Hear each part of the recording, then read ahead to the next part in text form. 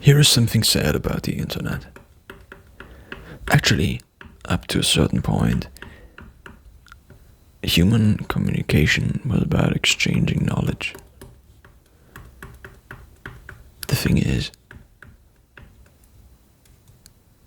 someone who you can meet in real life may just not be the person that can transfer the knowledge best to you. The thing is, the more we actually have the internet, the more these persons who are experts, like professors, and also people who did stuff, they would just record it and they will just put it online. Therefore, all the persons you could potentially meet in real life are like, yeah, I also do this thing, but only like 50% crappier as the person who already made a video about it or blogged about it. Or the thing is, if you now, for example, want to exchange a tire of your bike, then of course you could ask like 5 friends, and you could call them and they would explain to you over the phone, or maybe someone would actually make a video about it. But the thing is, this video just won't be as good as the video this dude who is like a bike technician and who fixes like bike tubes at a level of 30 bike tubes per day just made, because this dude is actually an expert. Therefore, you don't need to talk to the 5 friends. Everything you will do, maybe in the future, is just look it up. It's already happening, and it's happening more and more. Therefore, human communication is pretty much what human communication is then left with is just confirmation. It's just like, oh, I made something, and now I'm like, yeah, but I want to feel good about it. How about I tell it to others? And therefore they are like, yeah, that's good.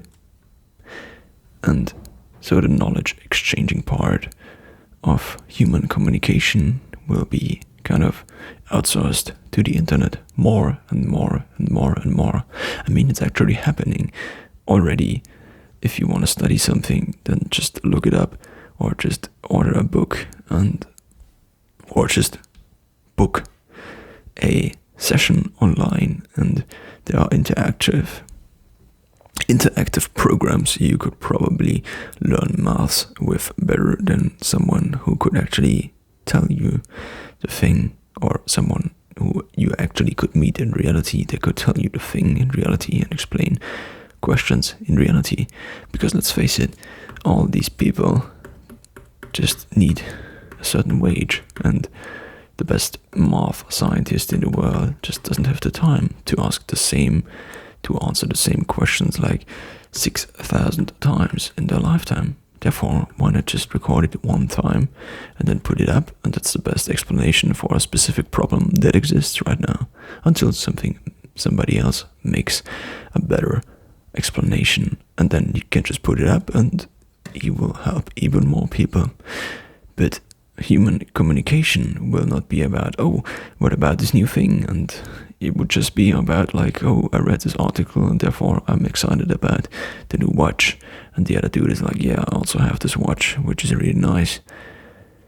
But yeah, of course you could ask your friend who has a little bit of experience and who may be a better reviewer of the watch, but you also could just go online, and then somebody who may have already tested like 25 watches and also has access to 25 watches may have tested the watch already and compared it to the other 25 watches. Of course, the friend will be much closer to you, and therefore you may still use this heuristic because it's somebody you know, and you don't know if you can trust the other person, and therefore the friend could still be better. But what I think is that eventually it will just all move into this direction I just mentioned, into the knowledge exchange actually moving to the internet.